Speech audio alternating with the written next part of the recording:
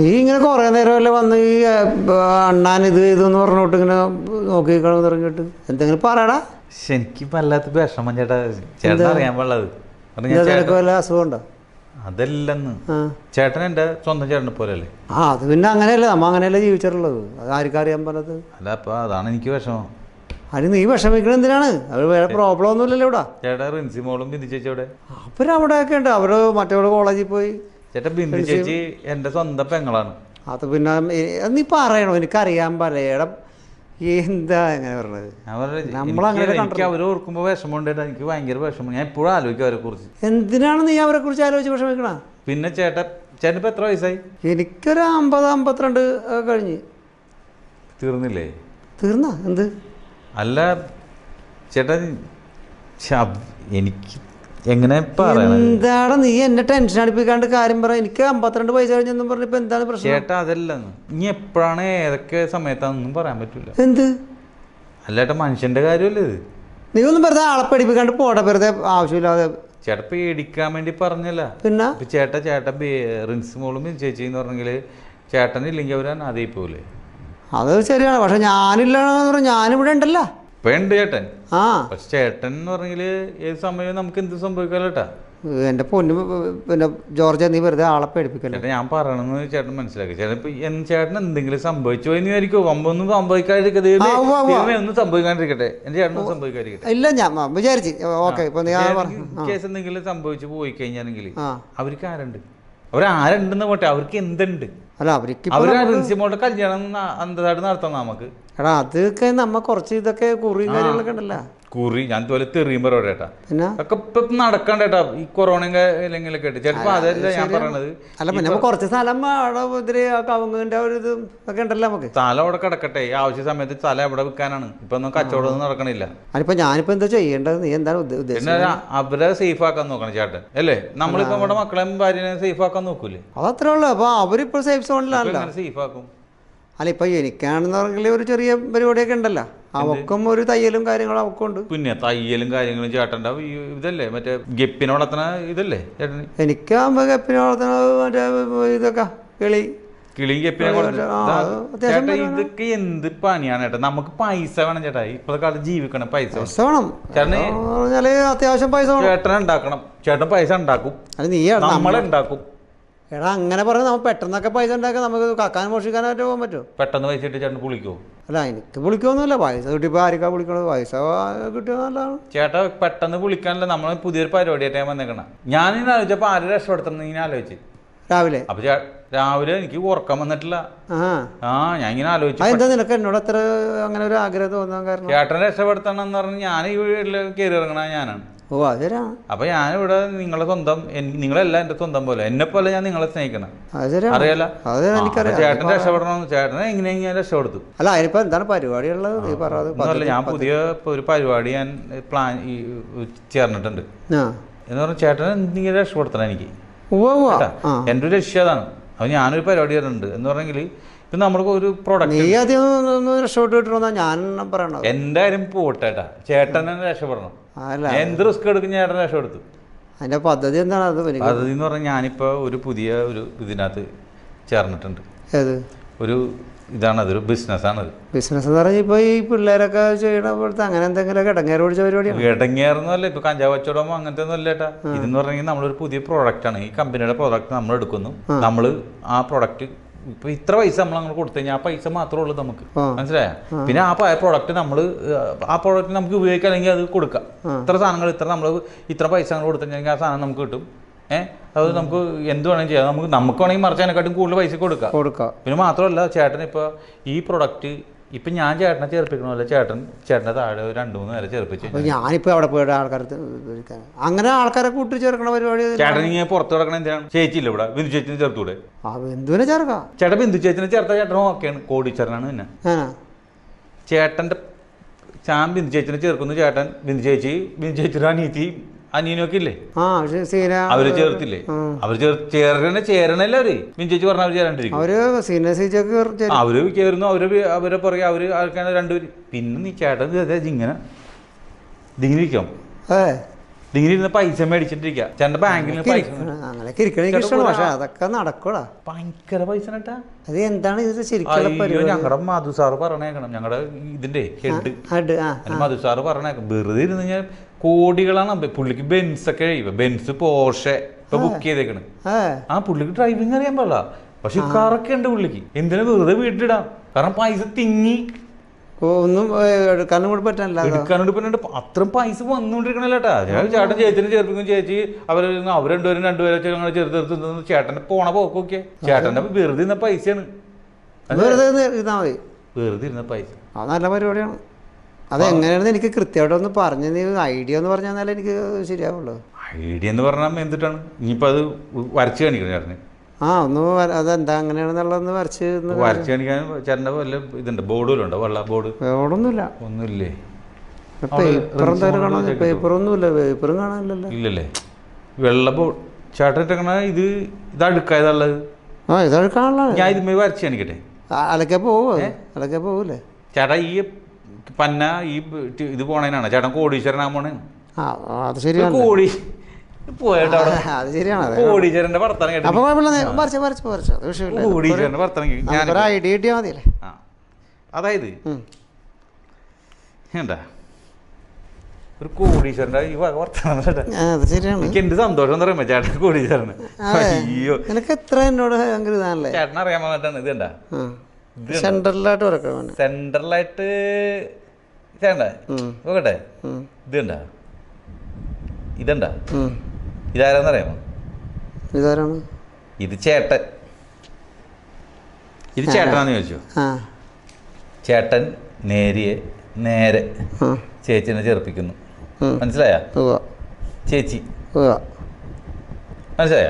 ഞങ്ങൾ രണ്ടുപേരും അപ്പുറം. ആ, നിങ്ങൾ രണ്ട് ചേട്ടൻ ചേച്ചിനെ ചെറുപ്പിച്ച ചേച്ചി ചേട്ടൻ അത് കഴിഞ്ഞിട്ട് ഇതേ ചേട്ടൻ ഇപ്പൊ ഫീൽഡിലേക്കായി കേട്ടാ. ചേട്ടൻ ഇപ്പൊ ഈ നമ്മുടെ ഇതിന്റെ അണ്ടറിലായി, അതിന്റെ അണ്ടറിലായി. അപ്പൊ ചേച്ചിനെ ചെറുപ്പിച്ചപ്പോ ചേച്ചിയും അതിന്റെ അണ്ടറിലായി. കണ്ടാ, നിങ്ങൾ രണ്ടുപേരും അണ്ടറിലായി. ചേട്ടന്റെ താഴെ ചേട്ടന്റെ അനിയനില്ലേ, അനിയനും അവന്റെ ഭാര്യയും ചേർത്താ പോരെ? അത് ഒരു പറഞ്ഞാൽ ചെറുക്കൂലേ? അപ്പൊ ഇതിന്റെ ചേട്ടന്റെ താഴെ രണ്ടുപേര് വരും, ചേട്ടന്റെ താഴെ രണ്ടുപേര് വരും, ചേച്ചിയുടെ താഴെ ചേട്ടന്റെ ലെഗ് വരും. ചേട്ടൻ താഴെ അടിയിൽ നമുക്ക് ലെഗ് വരും. അടിയിലാണല്ലോ ലെഗ്, അതിപ്പോ എല്ലാവർക്കും ലെഗ് അടിയില. കാല് അതല്ല, രണ്ടുപേര് ചെയ്യുമ്പോൾ നമുക്കൊരു ബലം വരും. അപ്പൊ എന്റെ അടിയിൽ രണ്ടുപേര് ചേട്ടന്റെ അടിയിൽ വരും. രണ്ട് ലെഗ്. അപ്പൊ ചേട്ടനായിട്ട് കണക്ട് ചെയ്ത് രണ്ടുപേര് വരും. കണ്ടാ, ഇങ്ങനെ ഉണ്ട് ഇവിടെ. അപ്പൊ ഇവർ രണ്ടുപേരും കൂടിയാണ് പിന്നെ അടുത്ത പണി. ഓക്കെ. അപ്പൊ ചേച്ചിയുടെ അടിയിലും ഇതുപോലെ രണ്ടുപേര്. എന്റെ അടിയിൽ രണ്ടുപേരോ മൂന്നുപേരോ എത്ര പേരും കിടന്നു. പക്ഷെ ചേച്ചിയുടെ അടിയിൽ കിടക്കാൻ ഞാൻ സമ്മതിക്കൂല. വെറുതെ അതല്ലെന്ന്, ചേച്ചിയുടെ ലെഗ്, ചേട്ടന് വന്ന ലെഗ് ഇല്ലേ, അത് തന്നെ ചേച്ചിക്ക്. അപ്പൊ ആ ചേച്ചിയായിട്ട് അവര് വേറെ ആൾക്കാരെ അവര് ചേച്ചിയായിട്ട് കണക്ഷനായി, അവര് തമ്മിൽ കണക്ഷനായി. അപ്പോഴേക്കും ചേട്ടന്റെ ഇത് കൂടി, ചേട്ടന്റെ ഈ നമ്മുടെ ഇതില് ചേട്ടന്റെ ഇത് കൂടി പൈസ കൂടിക്കൊണ്ടിരിക്കണേ. ചേട്ടന്റെ പൈസ കൂടിക്കൊണ്ടിരിക്കും. അപ്പൊ ഇവിടുന്ന് പിന്നെ അവര് അടുത്ത കണക്ഷനാണ്. ഇവരുടെ കീഴെ രണ്ടുപേര് വേറെ വരും. മനസ്സിലായ? അങ്ങനെ ഓരോരുത്തരും കീഴ് രണ്ടുപേര് വേറെ വരും. അപ്പൊ ഈ ഒരു സർക്കിള് എന്ന് പറയുമ്പോ ഈ ഒരു സർക്കിളിൽ ഇത്ര പേരായില്ലേ? അപ്പൊ തന്നെ ചേട്ടന് നല്ല വരായി വന്നിട്ടുണ്ട്. ഇപ്പൊ ഇവിടുന്നൊക്കെ ചേട്ടന് വരായി. അപ്പൊ ഇതിങ്ങനെ ചേട്ടൻ ഇങ്ങനെ തളച്ച് പന്തല് പോലെ വളർന്നോണ്ടിരിക്കണ, ഇങ്ങനെ ആകാശം മുട്ട ഇങ്ങനെ പന്തല് പോലെ വളർന്നോണ്ടിരിക്കണേ. അങ്ങനെ വളർന്നോണ്ടിരിക്കണം. അപ്പൊ ചേട്ടൻ ഒരു രക്ഷയില്ല. ചേട്ടൻ ഇവിടെ ഇങ്ങനെ, അപ്പൊ ചേട്ടൻ സേഫാണ്. പിന്നെ കണ്ട പൈസ വന്നോണ്ടിരിക്കണ ചേട്ടൻ അനങ്ങാണ്ട് ഇങ്ങനെ ഇരിക്കണേ. അപ്പൊ ഈ താഴെ എത്ര പേരെ പെട്ടെന്ന് വന്നു നോക്കി. അപ്പൊ അതിന്റെ താഴെ ഇവര് പിന്നെ കുറെ ആൾക്കാരെ മെമ്പേഴ്സിനെ അവര് ചേർക്കണേ. ഇതിന്റെ അടിയിൽ വന്ന ആൾക്കാർ കംപ്ലീറ്റ് പിന്നെ ഇതിന്റെ ആൾക്കാരാണ്. മനസ്സിലായ? അപ്പൊ ഇത്രയും പേര് ചേർന്ന് നോക്കിയേ, ഇവിടെ ചാമ്പറ് പോലെ ആൾക്കാർ ചേർന്ന് കഴിയുമ്പോ ചേട്ടൻ ഇവിടുന്ന് കംപ്ലീറ്റ് ഇവിടുന്ന് ഒക്കെ പൈസ ഇങ്ങനെ വന്നോണ്ടിരിക്കണ എല്ലാ സ്ഥലത്തും വന്നോണ്ടിരിക്കണേ. മനസ്സിലായി? അപ്പൊ പിന്നെ അത് അടുത്ത സ്റ്റെപ്പ് എന്ന് പറഞ്ഞാൽ ചേട്ടൻ കോടീശ്വരനായിട്ട് ചേട്ടൻ നിൽക്കണേ. ഇതാ ഞാൻ കോടീശ്വരനായി കണ്ട. അപ്പൊ ഇവരെല്ലാം ഈ സർക്കിളെല്ലാം കൂടി ചേർന്ന് ചേട്ടൻ നോക്കി ചേട്ടന്റെ അവസ്ഥ ഒന്ന് ആലോചിച്ച് നോക്കി. പിന്നെ ചേട്ടൻ എല്ലാം ചേർന്ന് കഴിയുമ്പോ ചേട്ടന് ഒരു ഇതിനകത്താവും. എല്ലാം വന്ന് പിന്നെ ചേട്ടനില്ല ഒരു രക്ഷയില്ല. ഈ സൈഡിൽ നിന്നും ഒക്കെ ചേട്ടന് ആൾക്കാർ വർക്ക് ചെയ്തോണ്ടിരിക്കും, ചേട്ടന് പൈസ കിട്ടിക്കൊണ്ടിരിക്കും. വേറെ ഒന്നും നോക്കാറില്ല, ചുമ്മാ ഇരുന്ന് പൈസ ഉണ്ടാക്കാം. കണ്ടില്ലേ എങ്ങനെയുണ്ട് സാധനം? ഇത് കാണാൻ പറ്റും. നീ ആ ഒരു കണ്ണാടി ഉണ്ടെന്ന് എടുത്ത് ഞാൻ നോക്കട്ടെ എങ്ങനെ പരിപാടി നോക്കട്ടെ. ചേട്ടനെ അതിനകത്ത് കണ്ണാടി അതേ ഇരിക്കണം കണ്ണാടി നോക്കി. ഇതെന്താണ് വർക്ക്? ചേട്ടൻ മനസ്സിലായില്ലേ? ഇപ്പൊ തന്നെ ചേട്ടൻ സാധനം മനസ്സിലായില്ലേ? ചേട്ടൻ എന്ത് വേണ്ട കോപ്രായമാണ് കൊരങ്ങനെ വരച്ചു വെച്ചേക്കണ? ഇതാണ് നിന്റെ ബിസിനസ്? ഇത് എങ്ങനെയാണ് വരച്ചു വെച്ചേക്കണേന്ന് നോക്കിയത്? നീ ലെഗും ഇതും പറഞ്ഞിട്ട് കണ്ണും മൂക്കും എനിക്ക് പരിപാടി ഒന്നും പറ്റില്ല. നീ ഇതടുത്ത് വെച്ചാൽ പരിപാടി നടക്കില്ല. കോപ്രായം കളിക്കാണെന്നല്ല. നീ ഇങ്ങനെ ഒന്ന് കാശ് ഉണ്ടാക്കണ്ട. വേറെ എന്തെങ്കിലും പദ്ധതി ഉണ്ടെങ്കിൽ പറ. വേറൊരു പദ്ധതി ഉണ്ട് ചേട്ടൻ. ഇപ്പൊ നമ്മുടെ റിൻസി മോള് വലുതേവനല്ലേ? അവളിപ്പോ ഇത് കഴിഞ്ഞല്ല, +1 കഴിഞ്ഞ്. അവളെ കെട്ടിക്കണ്ടേ? അവളെ കെട്ടിക്കണോ? അതിപ്പോ നമുക്ക് എന്തെങ്കിലും ആ സ്ഥലമൊക്കെ എടുത്ത് വെക്കാലോ. ചേട്ടൻ വിചാരിക്കുമ്പോൾ സ്ഥലം അങ്ങോട്ട് മറിയണല്ലേ? ചേട്ടാ ഇവിടെ ഈ മറ്റേ ഓട്ടോറിക്ഷ സ്റ്റാൻഡിന്റെ പുറകെ കിടക്കുന്ന സ്ഥലം, ഓട്ടോറിക്ഷ കയറാത്ത സ്ഥലമല്ലേ? അവിടെ വിട്ടിട്ട് അവളെ ചേട്ടൻ കൊലത്തും. 3 സെന്റ് സ്ഥലമില്ല. 3 സെന്റ് സ്ഥലം കൊണ്ട് റിൻസി മോളുടെ കല്യാണം എത്ര കൊടുക്കും ചേട്ടൻ ഈ അവസ്ഥയില്? അപ്പൊ ഞാൻ ഇപ്പൊ വേറെ അതെന്ന് പറഞ്ഞെങ്കിൽ മാരീഡ് എന്ന് പറഞ്ഞ ഞാനിപ്പോ കൊല്ലൈസി എന്ന് പറഞ്ഞ നമ്മുടെ ഇതിനകത്ത് ഞാൻ ചേർന്നിട്ടുണ്ടല്ലോ പോളിസി കൊല്ലൈസി. അപ്പൊ ഈ കൊല്ലൈസിയിൽ പുതിയൊരു പോളിസി എന്ന് പറഞ്ഞെങ്കിൽ മാരീഡ് കോപ്പർഫീൽഡ് എന്ന് പറഞ്ഞിട്ട് ഒരു ഇതാണ്. അത്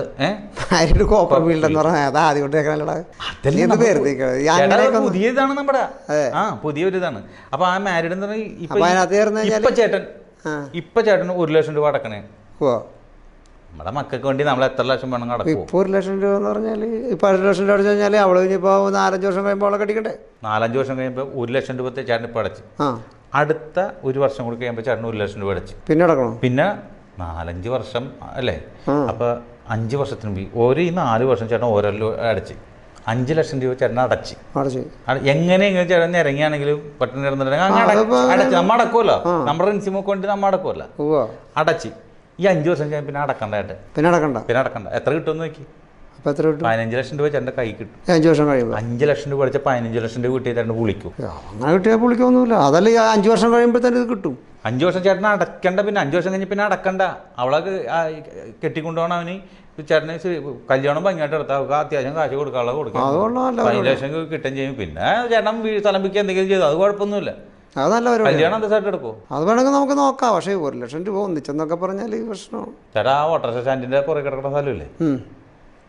അത് കൊടുക്കാൻ അത് കൊടുക്കാൻ പറ്റുമെന്ന് ഇവനല്ലേ പറഞ്ഞത്. അത് ആരെ കണ്ടോ അറേഞ്ച് ചെയ്യുക, ടീമിനെ അറേഞ്ച് ചെയ്യുക. ആ പരിപാടി ഉണ്ടോ? അതായിരുന്നല്ലോ പരിപാടി. അല്ലാണ്ട് ഞാൻ ചോദിക്കട്ടെ, ഇതിപ്പോ അവളുടെ കല്യാണത്തിന്റെ കാര്യം മാത്രമായിട്ട് നോക്കിയിട്ട് കാര്യമില്ല. എനിക്ക് വല്ല ഗുണമെന്ന് ചെയ്യുന്ന വല്ല പരിപാടിയാണ്. ചേട്ടാ ഇതൊക്കെ ആർക്കാണ് ഈ ഗുണം എന്ന് പറഞ്ഞാൽ? ഇപ്പൊ ചേട്ടന് ഇപ്പൊ എത്ര വയസ്സായി? എനിക്കിപ്പോ 50 കഴിഞ്ഞു. 50 വയസ്സ് കഴിഞ്ഞു. ഇപ്പൊ ചേട്ടന് വേറൊരു പുതിയ ഒരു പോളിസി ഇപ്പൊ കൊല്ലൈസി തുടങ്ങിയിട്ടുണ്ട്. 50 വയസ്സിന് മേലെയുള്ള ആ 50 സ്റ്റാർസ് എന്ന് പറഞ്ഞിട്ടാണ് ഇതിന്റെ പേര്. 50 സ്റ്റാർസ്.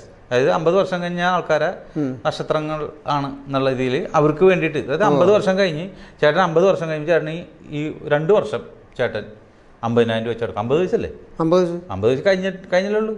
60 വയസ്സാണെങ്കിൽ 60,000 രൂപ അടക്കേണ്ടി വരും. 50 വയസ്സ് ഇപ്പോൾ 50,000 രൂപ വെച്ച് 2 വർഷം അടക്കുന്നു. 2 വർഷം അടച്ചു കഴിഞ്ഞ് അടുത്ത് കഴിഞ്ഞാൽ പിന്നെ ചേട്ടൻ അടക്കണ്ട. പിന്നെ അടുത്ത 5 വർഷം കഴിയുമ്പോൾ ചേട്ടൻ എത്ര കിട്ടുന്നു നോക്കി? 1 ലക്ഷം രൂപ അടച്ചിട്ടുള്ളൂ. എത്ര കിട്ടുന്നു? 5 ലക്ഷം രൂപ കിട്ടും. വെറുതെ ഇരുന്ന് 5 ലക്ഷം കിട്ടി വിളിക്കോ? അതങ്ങനെ വിളിക്കണം. അല്ല അത് കഴിഞ്ഞിട്ട് ഇനി പിന്നെ അതും കൊണ്ട് വേറെ വല്ല ബെനിഫിറ്റ് ഉണ്ടോ? ഇനി ബാക്കി അത് കഴിഞ്ഞിട്ട് എന്തെങ്കിലും കിട്ടാൻ ലാസ്റ്റ് എന്തെങ്കിലും പിന്നെ അതൊന്ന് കിട്ടുമോ? ഇതൊക്കെ നമ്മൾ ഇത് കഴിഞ്ഞപ്പോൾ കിട്ടും. പിന്നെ ഈ പറയുന്ന ഈ ക്യാൻസർ പോളിസി എന്ന് പറഞ്ഞിട്ടുണ്ട്. ഇപ്പൊ എല്ലാവർക്കും ഈ പറഞ്ഞ ക്യാൻസർ പച്ചക്കറി എല്ലാത്തിനും ഉണ്ടല്ലോ. അപ്പൊ ഈ പോളിസി എന്ന് പറഞ്ഞാൽ ഞങ്ങളുടെ കൊല്ലൈസിയുടെ പുതിയ സാധനമാണത്. കൊല്ലൈസി എന്ന് പറഞ്ഞാൽ ഇത് അവർക്ക് രക്ഷപ്പെടാൻ വേണ്ടിയിട്ടല്ല, ജനങ്ങൾക്ക് വേണ്ടിയിട്ട്. ഞാൻ കൊല്ലൈസിക്ക് 5 വയസ്സ് വേണ്ട. അപ്പൊ ഈ പൈസക്കാരെ ജനങ്ങളുടെ സംരക്ഷണത്തിന് വേണ്ടിയിട്ട്. മാത്രമല്ല നിങ്ങൾ ഇതിന് ചേർത്ത് കഴിഞ്ഞാൽ ഈ കൊല്ലൈസി എന്ന് പറഞ്ഞാൽ ഞങ്ങളുടെ സംഘടന ഇത് നിങ്ങളെ ചേർത്ത് കഴിഞ്ഞാൽ ഇനി ഞങ്ങൾ ഒടുക്കത്തെ പ്രാർത്ഥനയ്ക്കുള്ളൂ, നിങ്ങൾക്കൊന്നും വരത്തില്ലേ എന്നും പറഞ്ഞു. ആ കാരണം നിങ്ങൾക്ക് എന്തെങ്കിലും വന്ന പൈസ തരണമല്ലോ. അങ്ങനെ ഒരു ഇതുണ്ട്. അപ്പോൾ നിങ്ങൾ എല്ലാവരും പ്രാർത്ഥിക്കും. ഞങ്ങളുടെ ഗ്രൂപ്പ് ഒരു ഇതാണ്, ഞങ്ങൾക്ക് ഗ്രൂപ്പ് മീറ്റിംഗ് എന്ന് പറഞ്ഞിട്ട് അന്ന് ഇവിടെ അത് പ്രാർത്ഥന ശരിക്കും. അയ്യോ പൊരിഞ്ഞ പ്രാർത്ഥന, നെഞ്ചത്തരച്ച് പ്രാർത്ഥന, ചേട്ടൻ്റെ പേരെടുത്ത്. അത് നല്ലൊരു പരിപാടി. അപ്പോൾ ഈ രോഗത്തിനുള്ള ഇത് വേണമെങ്കിൽ പോളിസി നമുക്ക് ചേരാം. ഇപ്പൊ എന്തെങ്കിലും അസുഖം വന്നു കഴിഞ്ഞാണെങ്കിൽ ചേട്ടൻ ഇപ്പോൾ 50,000 വെച്ച് ഒരു വർഷം അടിച്ച് 1 ലക്ഷം രൂപ അടിച്ച് ചേട്ടൻ 5 ലക്ഷം രൂപ വെറുതെ കിട്ടിയാൽ പുളിക്കോ? എവിടെ പുളിക്കണം? അത് ചോദിക്കല്ലടാ. അപ്പോൾ ഞാൻ ചോദിക്കട്ടെ, ഇതിപ്പോൾ ലാസ്റ്റ് നമുക്ക് ഇതിൻ്റെ ബെനിഫിറ്റ് കിട്ടാനായിട്ട്, ഈ രോഗത്തിൻ്റെ കാര്യത്തിനെ എന്തെങ്കിലും ബെനിഫിറ്റ് കിട്ടാനായിട്ട് അവസാനം ഞാൻ എന്താ ചെയ്യേണ്ടത്? അറ്റ്ലീസ്റ്റ് ചേട്ടനും ഒരുപാടൊന്നും ചെയ്യേണ്ട കാര്യമില്ല. ഇപ്പൊ ഇത് ഇപ്പൊ മോളുടെ 15 ലക്ഷം അത് കിട്ടും, അത് ചേട്ടൻ ചേരും. ചേരുമല്ലോ, നമുക്ക് ചെയ്യാം. പിന്നെ ചേച്ചിക്കും വേണ്ടി പറഞ്ഞു ചേർന്നേക്കാം. ചേച്ചിക്ക് എന്ന് പറഞ്ഞാൽ ഇപ്പൊ എത്ര വയസ്സ്? 40 ആയില്ലേ? 45 വയസ്സൊക്കെ 40-50 എന്ന് പറഞ്ഞിട്ടൊരു സാധനം തുടങ്ങുന്നുണ്ട്. 40-50 എന്ന് പറഞ്ഞാൽ 40 വയസ്സും 50 വയസ്സ് വരെ ഉള്ളതാണ്. ഒരു 10 വർഷം 10,000 രൂപ വെച്ച് അടച്ചാൽ മതി. ശരി. 10 വർഷം 10,000 രൂപ വെച്ചിട്ടുണ്ടെങ്കിൽ 11ാമത്തെ വർഷം തൊഴിൽ ഓരോ വർഷം 5 ലക്ഷം രൂപ വെച്ച് കിട്ടും. 5 ലക്ഷം വെച്ച് കിട്ടും. അത് നല്ല പരിപാടിയാണ്. അപ്പോൾ ഞാനിപ്പോൾ ഈ പറയണത്, എൻ്റെ ഈ അസുഖത്തിൻ്റെ കേസേ ചിലപ്പോൾ എനിക്ക് പറയാൻ മതി. ഈ പറഞ്ഞിട്ട് എന്തെങ്കിലും പറ്റിക്കഴിഞ്ഞാൽ അപ്പോൾ എനിക്ക് ഈ അസുഖത്തിൻ്റെ അടുത്ത് പോളിസി കയറണമെങ്കിൽ അവസാനം പൈസ മേടിക്കാൻ ഞാൻ എന്ത് ചെയ്യണം? ഈ പൈസ കിട്ടണമെങ്കിൽ നിസ്സാര കാര്യമുള്ളൂ. എന്താ ചെയ്യേണ്ടത്? ജസ്റ്റ് പൈസ ചേട്ടൻ്റെ കയ്യിലോട്ട്, നിങ്ങളുടെ കയ്യിലോട്ട് കിട്ടണമല്ല, ജസ്റ്റ് ചേട്ടൻ ഒന്ന് മരിച്ചാൽ മാത്രം മതി. മരിക്കണോ? അല്ല, ഞാൻ മരിച്ചോട്ടെ എനിക്ക് കാശ് കിട്ട എന്ത് ഇതിട്ടോന്ന് പറയണം. അപ്പോൾ ആർക്ക് കിട്ടും കാശ്? അവർക്ക് കിട്ടും.